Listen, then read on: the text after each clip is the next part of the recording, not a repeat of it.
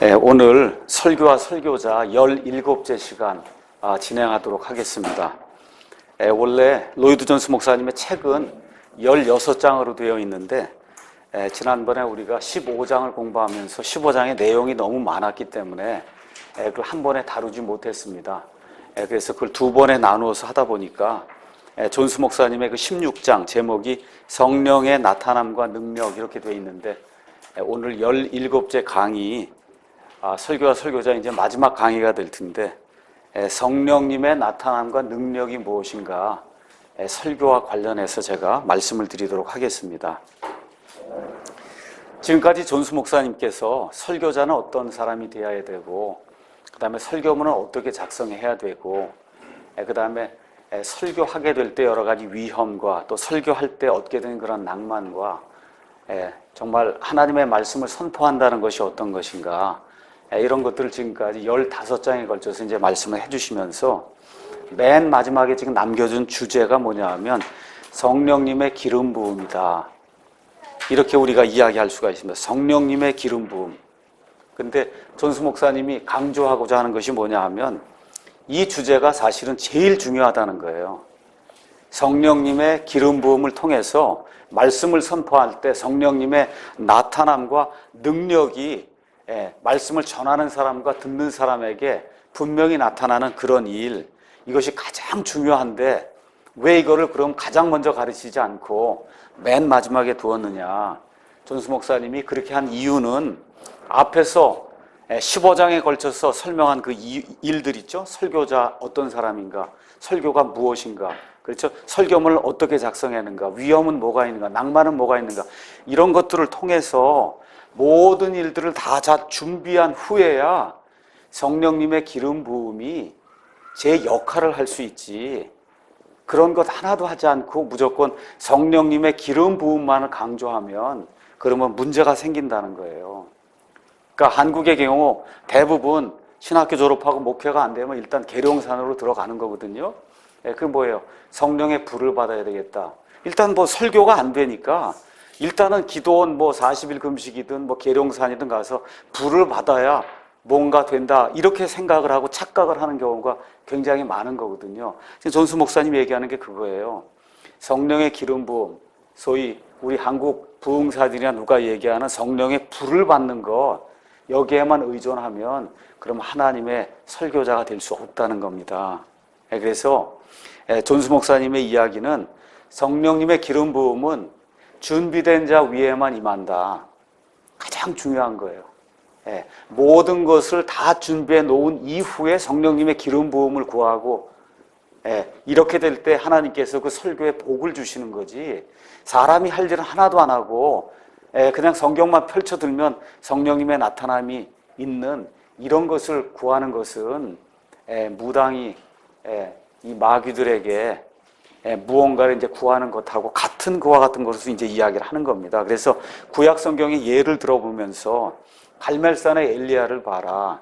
엘리야가 하나님께서 불을 내려주시기를 간구할 때 다 준비해 놓았다는 거예요. 제단도 준비하고, 그렇죠? 짐승도 다 각을 떠서 준비해 놓고, 그리고 도랑에 돌아가면서 물을 다 부어놓고 자기가 할 일을 다 한 이후에 오 하나님이여, 하나님께서 주 여호와 하나님 되심을 우리에게 보여주시라고 그렇게 간구하게 될 때 하늘로부터 불이 내려서 그 제단과 거기 있던 그 짐승 희생 제물을 태우는 그와 같은 일이 열왕기상 18장 37절에서 38절에 기록이 되어 있습니다. 그래서 사람이 먼저 준비할 걸 준비하면서 그 이후에 하나님의 기름 부음을, 아니면 동시에 두 가지를 해야지 사람이 할 일을 하나도 하지 아니하고 성령님께만 의존한다고 철야기도 하고 40일 기도하고 골방 기도 해봐야 설교의 능력이 나타날 수 없다는 겁니다. 여러분이 잘 아시는 것처럼 출애굽기 40장에 가서 보시면 이스라엘 백성, 여러분이 출애굽기가 딱 40장으로 되어 있어요. 20장까지는 애굽, 즉 이집트를 탈출한 이후에 하나님께서 시내산까지 인도하셔서 시내산에서 소위 십계명이라고 하는 그와 같은 그 하나님의 명령들을 받으면서 언약 백성으로 세워지는 그와 같은 일이 나와 있습니다. 근데 거기를 지나서부터 거의 40장까지는 한두 장을 제외하고는 성막 만드는 게 나와요. 성막을 어떻게 만들고 그 안에 물두멍을 어떻게 만들고 제단, 그렇죠? 향을 사르는 그런 제단, 그 안에 두는 이 긍휼의 자리, 그렇죠? 이런 모든 것들 만드는 게 한 번, 두 번 반복이 돼 있어요. 두 번 반복이 돼 있고 맨 끝에 40장 가서 보면 어떻게 기록이 돼 있느냐? 아주 재미있게 이렇게 이제 기록이 돼 있습니다. 40장 1절, 2절 가서 보시면 주께서 모세에게 말씀하여 이르시되 너는 첫째 달 첫째 날에 회중의 장막에 성막을 세우고 또 그 안에 증언궤를 들여놓고 휘장으로 그 궤를 가리고 또 상을 들여놓고 이렇게 쭉쭉쭉쭉 이제 하는 내용이 쭉 나오지 않습니까? 그렇게 하니까 16절에 뭐라고 되어 있냐? 모세가 그와 같이 행하되 곧 주께서 자기에게 명령하신 모든 것에 따라 행하였더라. 하나님이 이렇게 하는 걸 근한 20장에 걸쳐서 하나님이 말씀해 주신 것에 따라 모세가 그 모든 일들을 행했다는 거. 23절에 또 주 앞에서 그 상 위에 빵을 가지런히 놓으니 주께서 모세에게 명령하신 것과 같았더라. 21절 또 궤를 성막 안으로 들여놓고 덮는 휘장을 쳐서 그 증언궤를 덮으니 주께서 명령하신 것과 같았더라. 24절 또 어떻게 되어 있어요? 주께서 모세에게 명령하신 것과 같았더라. 27절 주께서 명령하신 것과 같았더라. 무슨 얘기인지 이해하시겠죠? 32절 주께서 명령하신 것과 같았더라. 33절 맨 끝에 모세가 이와 같이 일을 끝마치니라. 하나님께서 하라고 한 대로 모든 것을 다 지켜서 일을 끝마치고 나니까 성막이 드디어 세워진 거예요. 그러니까 어때요? 34절에 그 뒤에 구름이 회중의 장막을 덮고 주의 영광이 성막에 가득하더라. 충만했다는 겁니다. 하나님께서 원하시는 그런 일들을 사람이 다 한 이후에 하나님의 영광이 성막 안에 충만하게 차는 것을 사람들이 보게 됐다는 거예요. 어떻게 할 수 있었어요? 거기 가서 보니까 35절에 모세가 회중의 장막에 들어갈 수 없었으니 이는 구름이 그 위에 있었고 주의 영광이 성막에 충만하였기 때문이더라. 그래서 그 이후부터는 이스라엘 백성이 성막을 보고 그 구름을 보고 구름이 성막 위에서 떠오를 때는 이스라엘 자손이 자기들의 모든 여정에서 앞으로 나갔으나 구름이 떠오르지 않고 그대로 머무를 때에는 구름이 떠오르는 날까지 그들이 이동하지 아니하였으니 이는 이스라엘의 온 집이 자기들의 모든 여정을 통해 낮에는 주의 구름이 성막 위에 있고 밤에는 불이 그 위에 있음을 보았기 때문이더라. 하나님의 영광이 그 안에 가득 찬 것을 밤낮으로 보고 그걸 통해서 하나님이 인도하시는 대로 이스라엘 백성이 앞으로 나가거나 쉬거나 하는 그런 일을 했다는 그런 기록이 이 안에 나와 있거든요. 그러니까 존수 목사님이 얘기하는 게 그 포인트예요. 뭐냐? 우리 속담에 하늘은 스스로 돕는 자를 돕는 자, 그런 이야기가 있죠. 설교에도 동일하다는 거예요. 하나님도 스스로 돕는 자를 돕지 자기 할 일을 하나도 안 하고 성령님 좀 부어주시기 바랍니다 하고 계룡산 들어가면 그거는 형편없는 사람을 구렁텅이로 이끄는 그런 목사가 될 수 있지 결코 하나님이 원하시는 말씀을 대언할 수 있는 그와 같은 사람이 아니라는 거예요. 그래서 존수 목사님이 얘기하는 것은 세심한 준비하고 성령님의 기름 부음은 양자택일의 문제가 아니라는 거예요. 상호 보완적인 거다. 그렇죠? 두 개가 같이 있어야지 둘 중 하나를 택하려고 그러면 안 된다는 거예요. 그러니까 준비를 잘 해놓고는 성령님의 나타나심이 오늘 있기를 구하고 그날 전에 구하고 그러한 것이 전혀 없이 내 힘으로 준비 다 했으니까 뭐 하나님이 알아서 해주시겠지. 뭐 하나님이 심지어 안 해주시면 어때? 내가 말에 능변이 능숙하고 모든 걸 내가 다 할 수 있는데 이것도 아니라는 겁니다. 그러니까 양자택일의 문제가 아니라 두 개가 상호 보완하면서 설교의 능력을 보여줄 수 있는 이와 같은 계기로 이제 사용이 될 수 있다는 겁니다. 자, 그러면 성령님의 기름 부음이란 뭐냐? 먼저 여기 여러분 가운데 목회하시는 그런 분들이 있으면 제가 이제 묻고 또 로이드 존스 목사님이 묻는 겁니다. 당신은 설교 전에 성령님의 기름 부음을 구하시는가? 이것은 성령님께서 설교자 위에 특별한 방식으로 임하시면서 설교의 능력을 더하는 거예요. 뒤로 넘어지고 이러는 거 아닙니다. 지금 이야기하는 성령님의 그 능력과 성령님의 나타남이라고 하는 건 뭐 방언하고 그런 거 아니에요. 뒤로 뭐 해서 장풍해갖고 밀어붙이는 거 아닙니다. 뭐예요? 설교를 하게 될 때 설교자가 전혀 예측하지 못한 방법으로 하나님께서 그 설교에 능력을 부어주시면서 하나님이 하고자 하시는 그런 방향으로 설교를 이끌어가는 그와 같은 현상이 나타난다는 거예요. 이거를 설교 때 나타나는 성령님의 능력과 나타남이다. 지금 그렇게 이야기를 하는 겁니다. 그걸 성령님의 기름 부음이다. 그 결과 어떻게 돼요?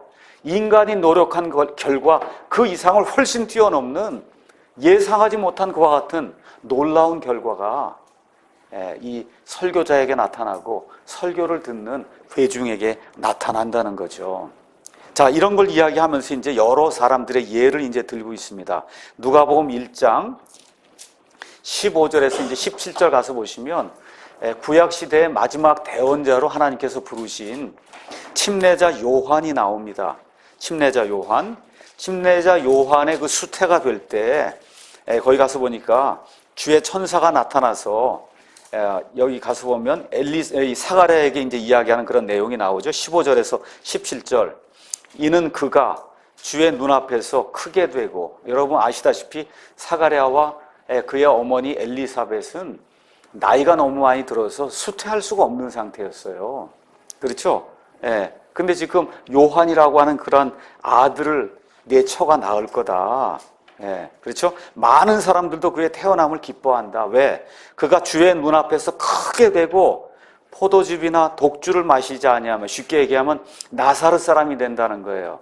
나사렛 사람은 구약 시대에 하나님께로 거룩히 구별된 그런 사람이거든요. 때문에 심지어 자기 어머니 태에서부터 성령님으로 충만하다. 야, 이건 정말 엄청난 복이죠. 애가 태중에 있는데 그때부터 성령님으로 충만한 사람이 된다는 거예요.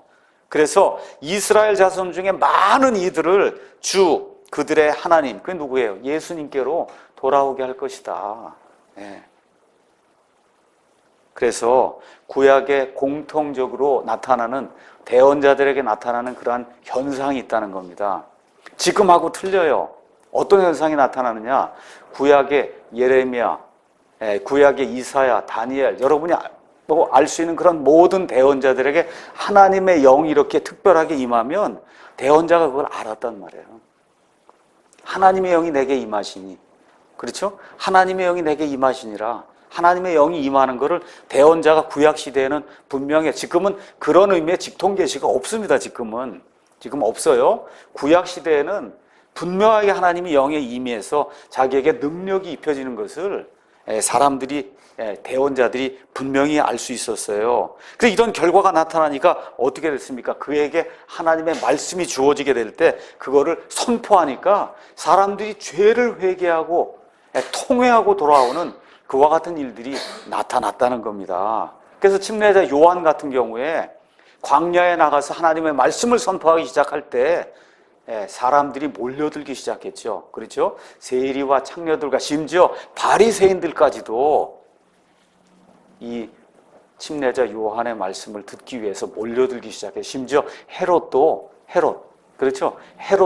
침례자 요한을 무서워하고 두려워하였음에도 불구하고 그를 의로운 사람이라고 칭했단 말이에요. 이런 일이 나타났다는 겁니다.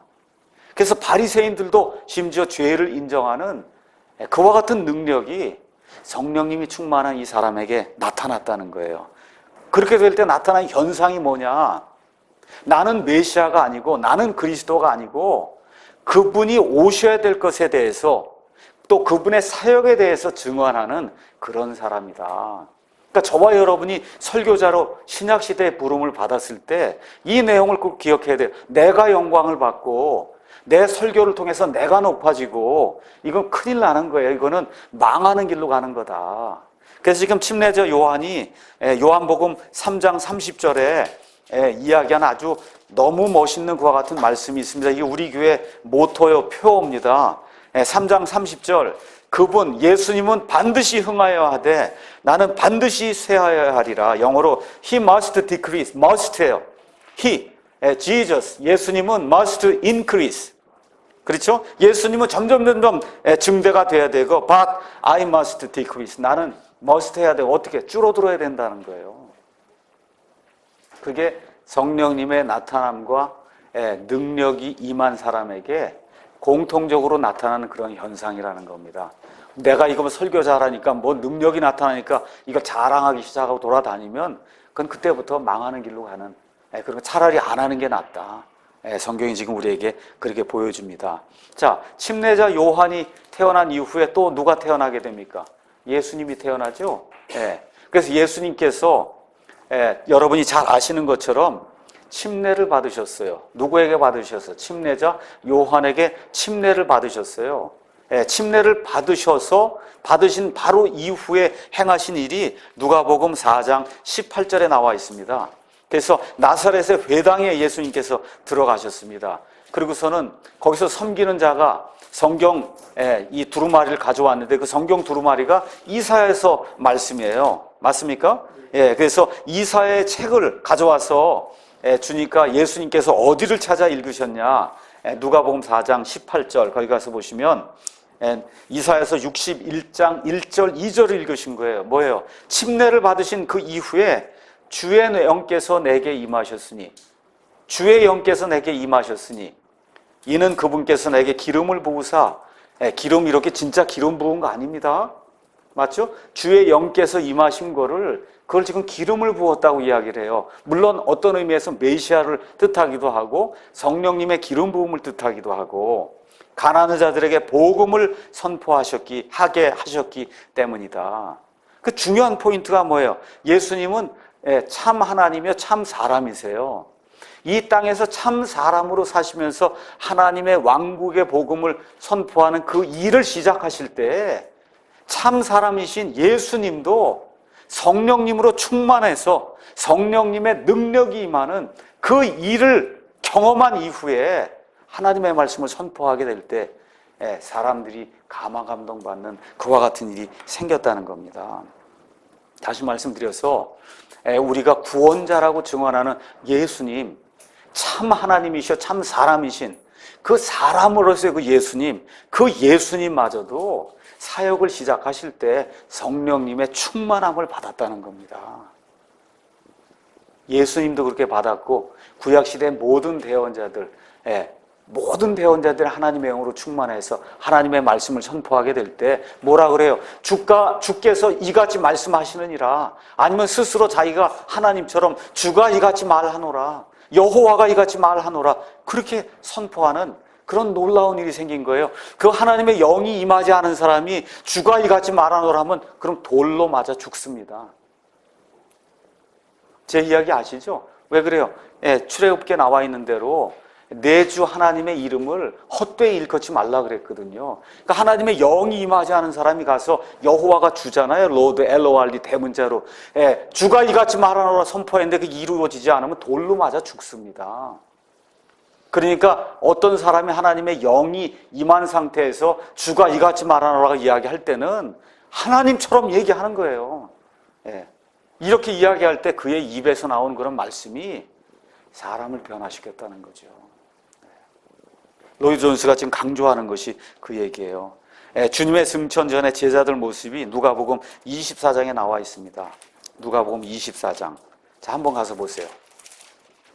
누가복음 24장 46절에 우리 예수님이 너희들이 사역을 시작하기 전에 반드시 해야 될 게 있다.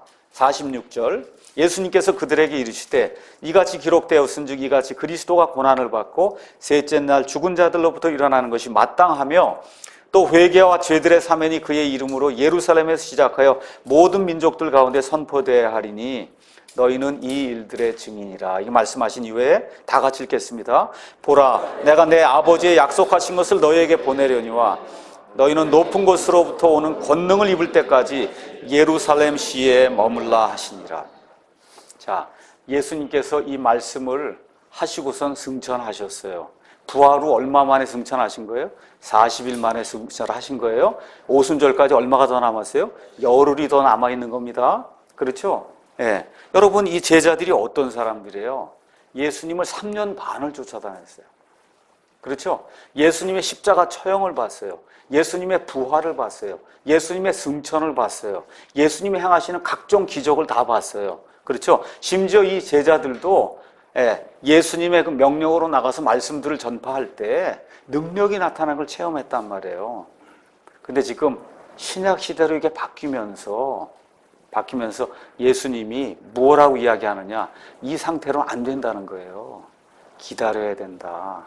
하늘로부터 임하는 그 능력이 너희 위에 임할 때까지 너희가 반드시 예루살렘시에 머물러야 된다 해서 제자들이 열흘을 더 머무르는 가운데 드디어 사도행전 1장 8절에 가니까 뭐라고 이렇게 기록이 되어 있습니까? 1장 8절에 오직 성령님께서 너희에게 임하신 뒤에, 임하시면 조건이 아닙니다. 임하신 뒤에 너희가 권능을 받고 예루살렘과 온 유대와 사마리아에서 그리고 땅의 맨 끝 지역까지 이르러 나를 위한 증인이 되리라. 이렇게 이제 하는 이 말씀이 결국 어디 가서 성취가 돼요? 사도행전 2장 1절에 오순절 날이 충만히 임하였을 때 그들이 다 한 마음이 되어 한 곳에 있더라 하면서 4절에 그들이 다 성령님으로 충만하여 성령께서 그들에게 말하게 하시는 대로 다른 언어들로 말하기 시작하니라 하면서 오순절 날에 세계 각국에서 유대인들이 모여들었는데 이 사람들이 말을 하는데 나오는 말이 세계 각국에서 몰려 들어온 그 사람들의 그 네이티브 랭귀지를 말하기 시작하는 그런 엄청난 일이 발생하기 시작한 거거든요. 그 전에 베드로가 어떻게 하려고 그랬어요? 나는 이제 다 그만두고 어부 노릇이나 해야 되겠다 그러고, 그렇죠? 도망 다니고 쑥스러워하고 부끄러워하고, 이러던 사람이 성령님의 능력이 딱 이렇게 임하게 되니까 어떻게 돼요? 사람이 나 180도 바뀐 거예요. 두려움이 없는 사람인데 사람을 두려워하잖아요. 어떻게 돼? 너희가 한번 생각해봐라.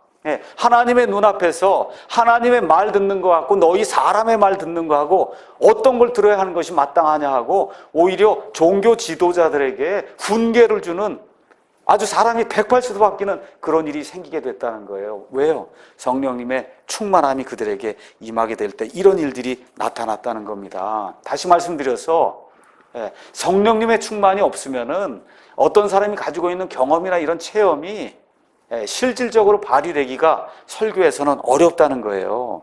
다시 말씀드려서 사람의 지식, 사람의 학식, 아니면 사람이 지금까지 가지고 있던 어떤 그런 경험, 이것보다 더 본질적인 것이 설교자에게 있어야 된다는 거예요. 그거를 이 존스 목사님은 성령님의 기름 부음이다. 이것이 나타나서 하나님의 말씀을 선포했더니 한 번에 3,000명, 한 번에 5,000명, 얼마 지나지 않아서 예루살렘 안에 아이들 포함 2만 명이 되는 그런 교회가 생겨나게 됐다, 그 얘기입니다. 여러분 한번 생각해 보세요. 지금 2만 명 되는 교회가 한 달 사이에 형성이 될 수 있겠어요? 2만 명, 아이들 포함 2만 명 되는 교회가 예루살렘시에 생겨났잖아요. 한 달 정도 지나니까. 이런 일이 성령님의 나타남이 없이는 불가능하다. 지금 로이드 존스가 이제 이야기하는 거예요. 그래서 이와 같은 그 성령님의 충만을 획득하는 거, 이거 여러 차례 반복이 된다는 거예요. 근데 문제가 있어요. 뭐냐? 이건 장로교이기 때문에 어쩔 수 없는 겁니다. 존스 목사님은 이거를 성령 세례라고 자꾸 얘기를 해요. 성령 세례. 아니면 우리말식으로 얘기하면 성령 침례. 여러분, 성령 침례는 일생에 몇 번 받습니까? 한 번 받는 거거든요. 그 이후에는 성령 충만, 그러니까 다시 말씀드려 사람이 born again, 위에서부터 다시 태어나는 중생의 체험을 하게 될 때 성령님이 그를 머리끝부터 발끝까지 꽉 채워버려요. 아니면 성령님 안으로 그 사람이 푹 들어가고 완전히 잠겨버려요. 이런 걸 우리가 성령 침례라고 이야기하거든요. 성령 침례. 그런데 그래서 이 일은 일생에 한 번 일어나는데 올바르게 성경을 해석하지 못한 그런 책이 오순절교회 방언하십니까? 아이고 성령 세례도 못 받았군요. 그렇죠? 방언 안 하면 성령 세례 못 받은 거예요. 이 오순절교회에서는 장로교도 마찬가지고 이런 일은 아니다. 그래서 그건 제가 여러분에게 고쳐드리는 겁니다. 존스 목사님은 이렇게 성령님의 충만을 이 성령 침례하고 혼동을 해서 평생토록 성령 세례를 여러 번 받아야 된다. A.W. 토저라고 하는 분도 마찬가지. 성령 세례를 여러 번 받아야 된다. 그건 성경을 잘못 해석했기 때문에 그렇습니다. 성경적으로 가서 보면 성령 세례는, 성령 침례는 일생에 다 한 번 나타나는 거예요. 심지어 우리 존스 목사님도 불세례를 받아야 된다고 얘기를 해요. 여기 책에 가서 보시면 불세례 받으면 큰일 나는 거 여러분 아시죠? 마태복음 가서 보겠습니다. 모르는 분이 또 있으니까. 마태복음 3장 11절 그 다음에 12절 거기 가서 보시면 뭐라고 기록이 되어 있느냐. 침례자 요한이 참으로 나는 회개에 이르도록 너에게 물로 침례를 주거니와 내 뒤에 오시는 분은 나보다 능력이 더 있으심에 나는 그분의 신발을 나를 자격도 없노라. 그분께서는 너희에게 성령님으로 침례를 주시고 불로 침례를 주시리니, 성령님 침례는 뭐냐? 곧 손에 키를 들고서 자신의 타작마당을 철저히 정결케 하사 자신의 알곡은 모아 곳간에 들이시는 거. 이게 성령님의 침례예요. 구원받는 거 얘기하는 거예요. 불침례 받으면 큰일 납니다. 그 다음에 껍질은 알곡이 있고 껍데기가 있잖아요. 껍데기는 끌 수 없는 불로 태워. 이게 불침례예요. 이 불침례 받으면 큰일 나는 겁니다. 큰일 나는 거예요. 그래서 여기 가서 사도행전에, 사도행전에도 불이 나오지 않습니까? 불 안 나옵니다. 다시 한번 제가 읽어드리겠습니다. 정확하게. 사도행전 2장 2절 봅니다. 갑자기 하늘로부터 급하고 강한 바람 소리 같은 소리가 나고 그들이 앉아있던 온 집안에 그것이 가득하며 또 불의 혀같이 갈라진 것들이 그들에게 나타나 그들 각 사람 위에 앉더라. 바람이 있었어요? 없었어요? 있었어요? 없었어요? 있었어요? 없었어요? 없었습니다. 불이 있었어요? 없었어요? 불이 있었어요? 없었어요? 없었어요. 불이 타게 되면 이렇게 불의 혀가 이렇게 갈라지잖아요. 이렇게. 그렇죠? 이렇게 불의 혀같이 갈라진 게 그들에게, 혀가 뭐예요? 텅이거든요. 텅. 방언이 텅이에요. 텅이 이렇게 나타나서 사람들의 임하니까 이 혓바닥에서 텅이 나왔다는 거예요. 방언이 나왔다는 얘기지. 여기 불 안 나타났어요. 바람 소리 같은 소리가 나타났고, 그렇죠? 불의 혀같이 갈라진 텅이 나타난 거예요. 소 혓바닥 아시죠? 혓바닥 같은 것들이 나타나서 그 사람들의 입에 임하니까 혀가 뭐예요? 방언을 얘기해요. 혀도 텅이에요. 방언도 텅입니다. 여기 갈라진 것도 텅이에요. 텅이 나타나니까 텅에서 텅이 나온 거예요. TOUNGUE. 아시겠죠? 절대 불침례 받으면 큰일 납니다. 이거 지옥 가는 겁니다. 지옥. 그래서 지금 전수 목사님이 그렇게 이야기하는 그건 잘못이기 때문에 제가 다시 한번 이제 말씀드린 겁니다. 자, 이렇게 돼서 성령님의 이와 같은 그 충만함을 이제 받은 이후에 제자들은 계속해서 거듭거듭 성령님의 충만을 받아 능력 있게 설교하는 게 사도행전에 계속 나오는 거예요. 사도행전 4장 7절에서 8절. 6절 가서 보니까 대제사장 안나스와 가야바와 요한과 알렉산더와 대제사장의 친족들이 다 예루살렘에 함께 모여 그들을 한가운데 세우고 베드로와 요한과 이들을 한가운데 세우고 묻되 너희가 무슨 권능이나 어떤 이름으로 도대체 이 일을 행하였냐 하니 다 같이 읽겠습니다. 그때 베드로가 성령님으로 충만하여 그들에게 이르되 어떻게 해요? 성령님으로 충만하여 하면서 12절에 유명한 구절 나옵니다. 다 같이 읽겠습니다. 다른 사람 안에는 구원이 없나니 하늘 아래에서 우리를 구원할 다른 이름을 사람들 가운데 주지 아니하셨느니라. 그렇죠? 19절 제가 읽습니다. 베드로와 요한이 그들에게 응답하여 이르되 너희 말을 듣는 것이 하나님의 말씀을 듣는 것보다 하나님의 눈앞에서 옳은지 너희가 판단하라. 다 같이 읽겠습니다. 우리는 우리가 보고 들은 것들을 말할 수밖에 없노라. 성령님의 충만이 나타나게 되면 저와 여러분이 이렇게 할 수밖에 없다는 거예요. 우리는 우리가 보고 들은 것들을 말할 수밖에 없노라. 그게 뭐야? 증인이잖아요. 증인. 맞습니까? 그 일이 자연스럽게 나타나게 됐다는 거예요.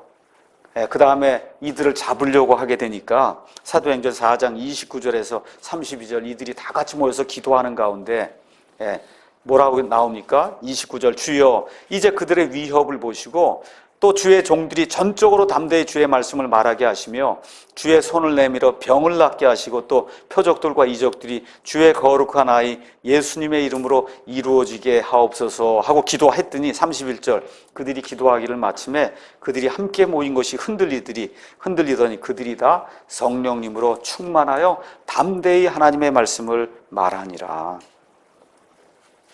또 여러분이 사도행전 6장에 가서 보시면 이 예루살렘 교회에 드디어 문제가 생기기 시작했어요. 히브리파 사람들하고 그리스말을 사용하는 외부에서 들어온 이 유대인들하고 과부들 구제 헌금 아니면 구제물 나눠주는 거 그들이 지금 다 재산을 가져다 지금 쌓아놨잖아요. 그렇죠? 이거 재산 갖다 쌓아놓으니까 교회에다 돈 바쳐라 그러면 큰일 납니다. 지금 여기 이스라엘에 여기 유대인에 다 이방인 하나도 없습니다. 이방인 하나도 없어요. 예, 지금 언제든지 예수님이 오실 수 있는 상황이기 때문에 성전을 떠날 수가 없는 그런 상태에서 예수님이 언제든지 재림하시면 예수님과 함께 왕노릇 하겠다는 그런 마음을 가지고 유대인들이 자기들이 다 재산을 나누어서 가서 팔아다가 여기 있는 사람들이 2만 명이 2만 명, 아시겠죠? 2만 명이 지금 먹을 거를 나눠주고 하는 이런 상황인 걸, 이걸 잘못 이해하고 교회에다 재산 팔라 그러면 큰일 나는 거예요. 이건 지금 아직 이방인은 한 사람도 아직 구원받지 못한 상태입니다. 예, 이 상태에서 배급 문제가 생기게 되니까 베드로가 뭐라고 얘기해요? 우리는 말씀 전하는 것도 지금 바쁜데 빵 배급까지 우리가 어떻게 할 수 있냐? 그렇죠? 그러니까 니들 가서 어떤 사람을 택하냐? 3절. 그러므로 형제들아, 너희는 너희 가운데서 정직하다는 평판이 있고 성령님과 지혜가 충만한 사람 7을 찾아내라. 우리가 이 일을 그들에게 맡기고 우리는 오직 말씀과 뭐예요? 계속해서 기도와 말씀 사역에 전념하리라. 개역성경에 전무하리라 그랬거든요. 전무가 잘못 읽으면 전무가 됩니다. 무, 영. 그러니까 전적으로 아무것도 안 하는 게 돼요. 이게 말을 이렇게 적어 놓다 보니까 어려움이 생기죠. 그래서 말씀 사역에 전념하겠다. 거기서 이게 집사가 아닙니다, 원래. 근데 집사의 교시라고 사람들이 이야기를 하지만 여기 집사라고 나오지 않아요. 사도행전 전체에 집사라고 안 나옵니다. 빌립도 집사 아니에요. 스데반도 집사 아닙니다. 영으로 충만했던 그 7사람. 그 특징이 뭐예요? 성령님으로 충만했다는 거예요. 성령님으로 충만했다.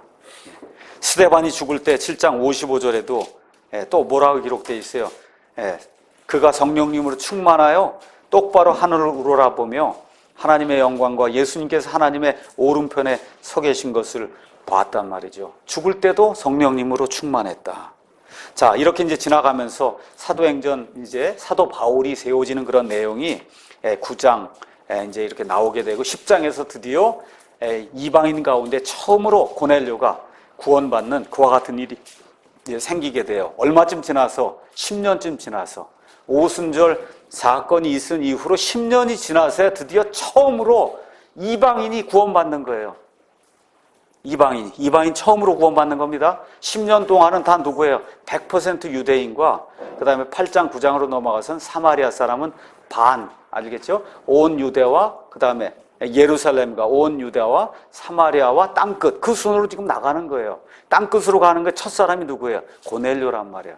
고넬료. 이렇게 되면서 여러분이 잘 아시는 안디옥계의 이야기가 11장에 나오고 드디어 이제 12장에 베드로가 이제 핍박을 받고 야고보가 죽임을 당하고 드디어 13장에 처음으로 어떤 일이 생겨요? 안디옥에 있던 성도들이 바울과 바나바를 선교를 위해서 따로 구분하라는 하나님의 명령을 받고 따로 선교사로 파송하는 것과 같은 일이 생기게 됩니다. 이렇게 되면서 바울과 바나바가 13장 9절에 가서 보니까 안디옥을 떠나서 어디로 갔느냐? 키프로스 아시죠?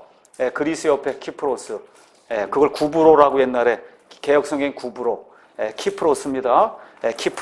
키프로스를 지나가는 가운데 거기에 누가 있었냐? 서기오 바울이라고 하는 총독이 있어서 이 총독이 하나님의 말씀을 지금 듣고 본어겐 하려고 하는데 거기 누가 나타났느냐? 마법사 엘르마가 나타나서 이 총독이 말씀을 듣지 못하게 하게 될 때 7장 55절에 13장 9절에 가서 보니까 이에 바울이라고 하는 사울이 성령님으로 충만하여 그를 주목하고 뭐라고 얘기해요? 오 모든 간교와 모든 악독이 가득한 마귀의 자식아, 모든 의의 원수야, 내가 주의 바른 이들을 굽게 하는 일을 그치지 아니하겠느냐.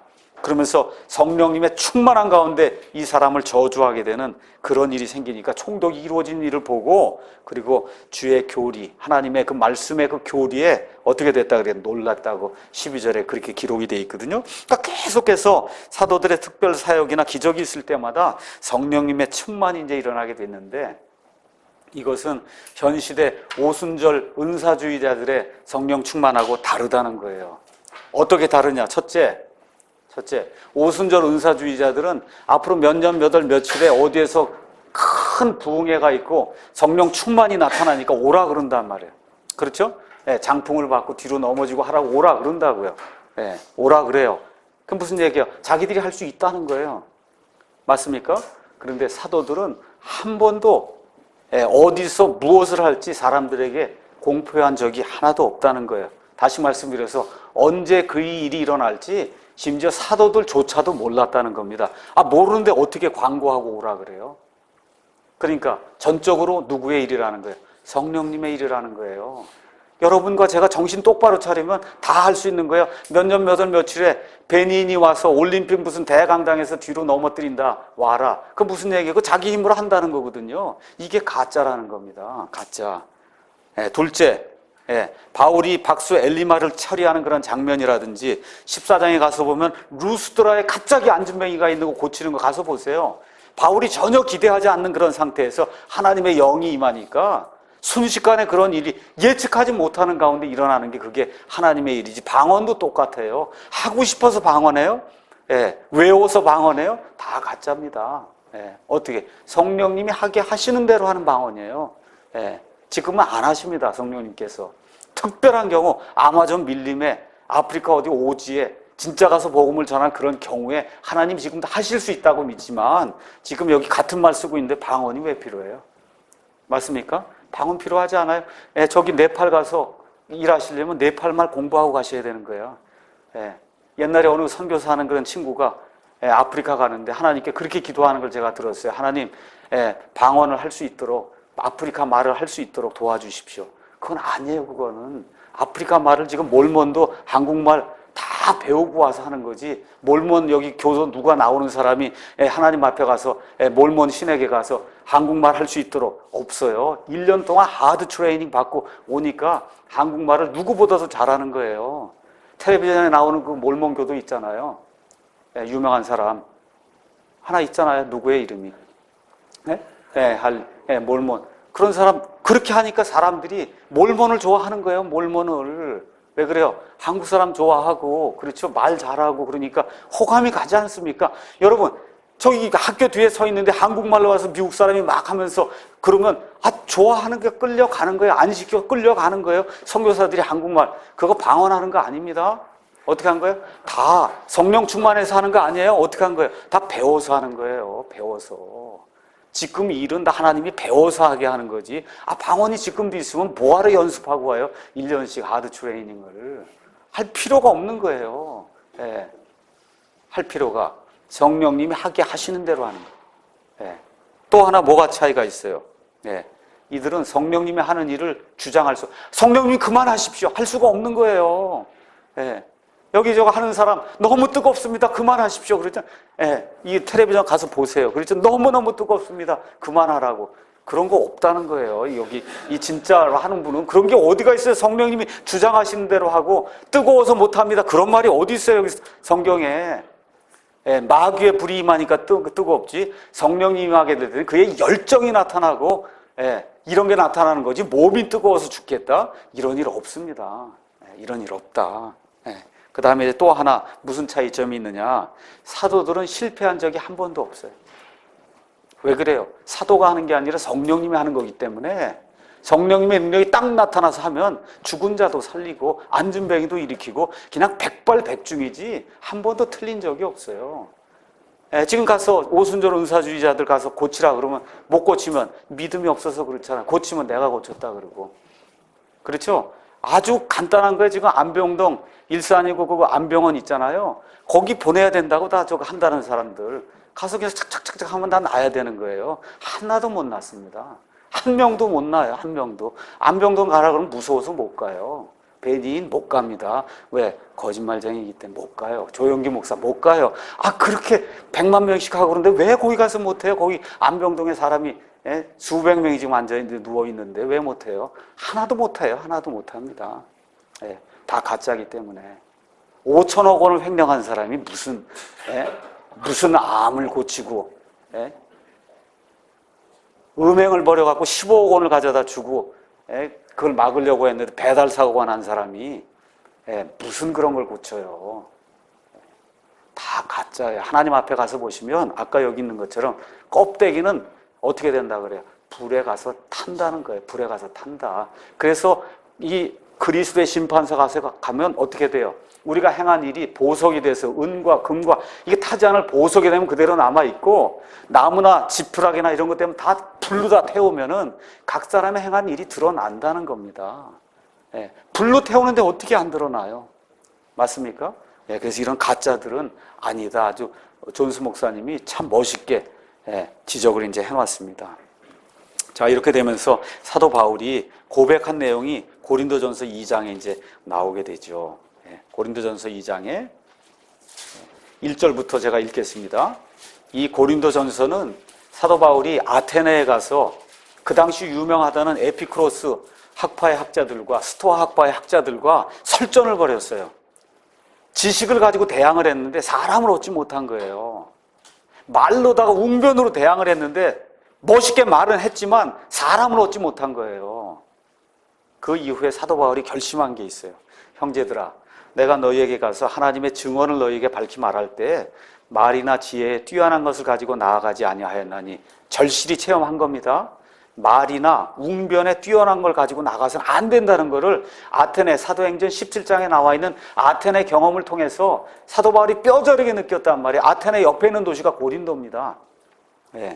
나는 너희 가운데서 예수 그리스도고 십자가에 못 박이신 그분 외에는 아무것도 알지 아니하기로 결심하였느니라. 내가 약하고 두려워하고 몹시 떨면서 너희와 함께 있었으며, 또 나의 말과 나의 복음 선포를 뭘로 했어요? 사람의 지혜에 유혹하는 말들로 하지 아니하고 성령과 권능을 실증함으로 하였으니, 실증이 영어로 가서 보세요. 뭘로 돼 있어요? 데몬스트레이션, 데모했단 말이에요. 여러분 피켓 들고 데모하듯이 이 나의 말을 성령님 그걸 다 데모를 해서 보여줬다는 거예요. 그러니까 말씀을 전하니까 성령님의 능력이 나타나는 그와 같은 데모 현상이 나타났다는 거예요. 데몬스트레이션, 그렇게 돼 있잖아요. 이것은 너희의 믿음이 사람들의 지혜 안에 서지 아니하고 오직 하나님의 파워, 권능 안에 서게 하려 함이라. 말 잘한다고 변화된다는 게 아닌 거를 사도 바울이 깨닫게 된 겁니다. 그래서 뭐라 그래요? 오직 나는 예수 그리스도만 선포한다. 그리스 사람들처럼 수사적인 기법, 웅변 기법으로 행하지 않겠다. 오직 어떻게 한다는 거예요? 거기 나와 있는 것처럼 사람의 지혜에 유혹하는 말이 아니라 성령님과 권능을 실증함으로 내가 한다. 지금 그렇게 고백하는 그런 내용이 있어요. 그러면서 고린도전서 4장 28절에서 28절 18절부터 쭉 가서 보니까 거기에 4장 20절에 가서 보니까 뭐라고 19절부터 있는 게 좋겠네요. 지금 어떤 자들은 내가 너희에게 가지 아니할 줄 생각하고 우쭐대고 있도다.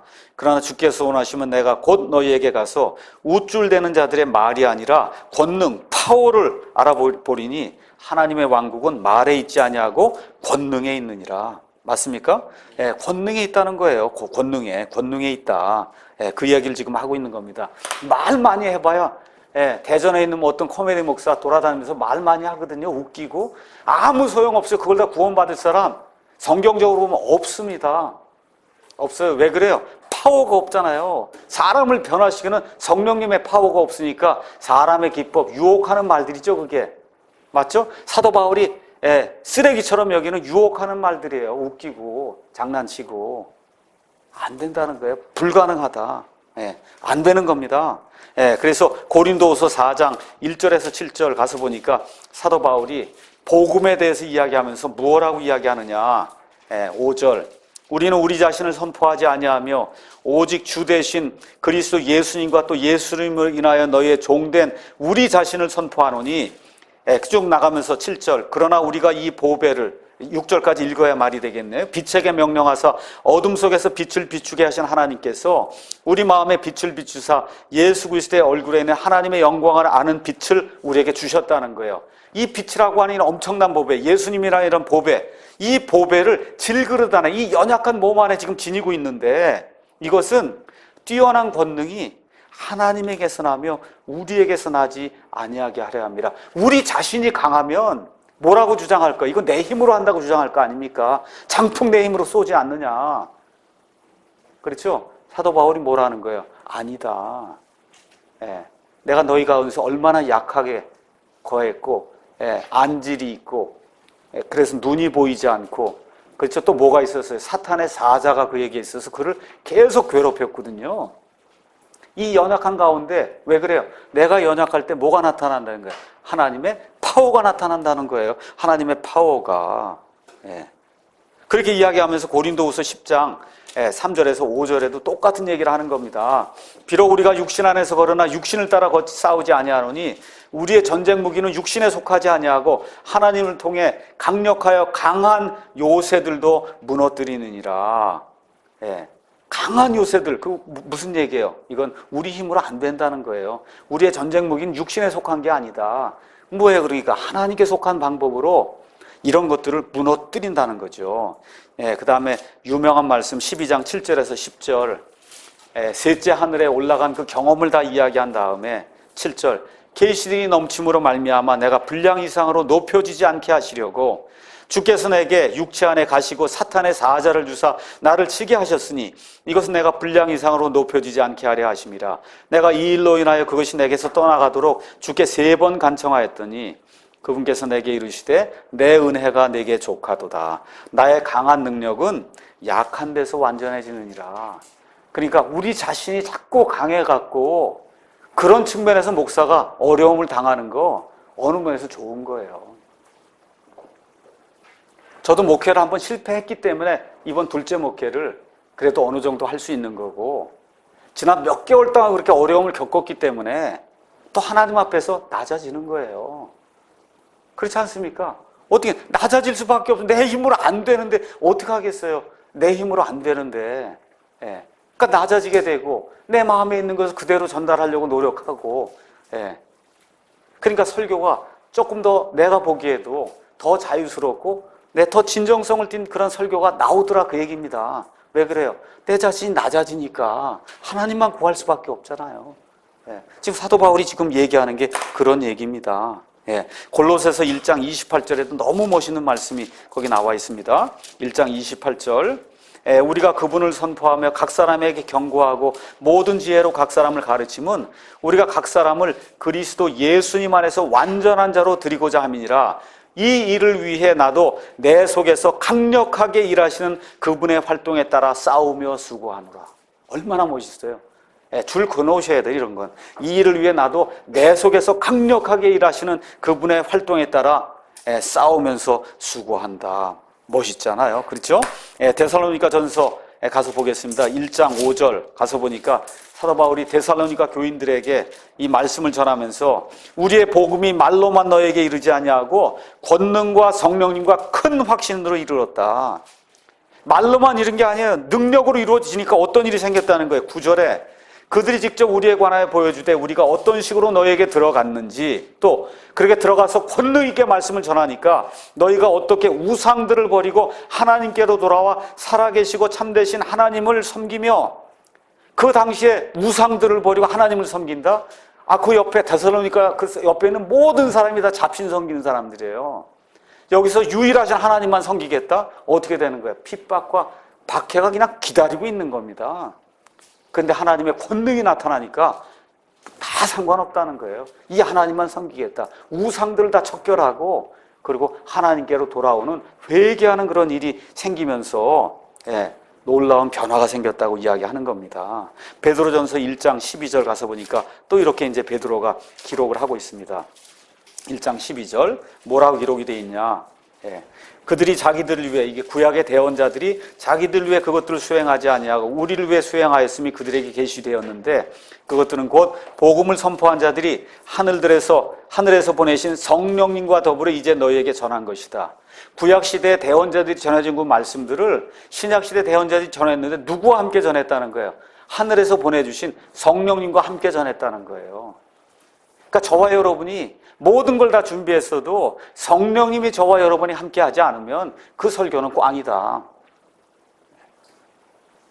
이와 같은 성령 충만은 중요한 게 있어요. 밑줄 그으셔야 돼요. S는.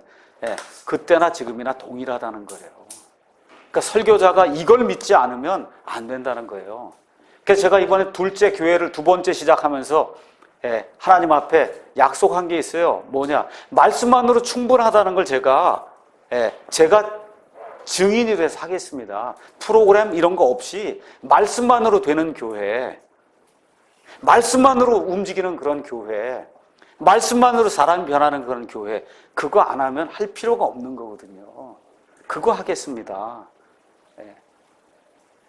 여러분도 그와 같은 작정을 하시고 말씀만으로 충만하다고 믿을 때 성령님이 함께 하시면 변화가 일어날 수 있다는 거예요. 변화가 일어날 수 있다. 그래서 이런 일들을 종교개혁 당시에 유명한 루터라든지, 그렇죠? 캘빈이라든지 이런 사람이 강력한 설교자였어요. 여러분이 잘 알고 있는 조나단 에드워즈, 그렇죠? 그 다음에 브레이너드, 그 다음에 위필드, 웨슬리, 스펄전, 누구예요? 다 유명한 이런 사람들이 다 성령님으로 충만한 그런 사람들이었다. 여러분이 잘 알고 있는 존 웨슬리에 대한 이야기를 하겠습니다. 이 사람이 규칙주의자애들. 그래서 감리교도를 메소디스트라고 얘기해요. 메소디스트. 그건 메소드라고 하는 건 이런 방법, 규칙 이런 거거든요.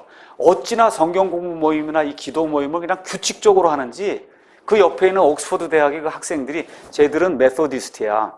그렇게 불러준 거예요. 규칙주의자들이다.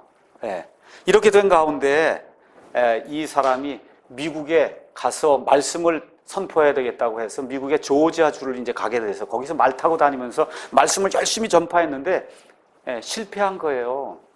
그래서 영국으로 돌아오는 그런 배를 타고 가는데 풍랑이 치는 가운데 이거 죽겠구나 하고 야단하고 있는데 옆에 있는 한 무리가 이렇게 있는데 조용히 앉아서 기도하고 말씀 보면서 그 풍랑 가운데도 평안함을 유지하고 있는 거예요. 그 보니까 누구예요? 모라비안 교도예요.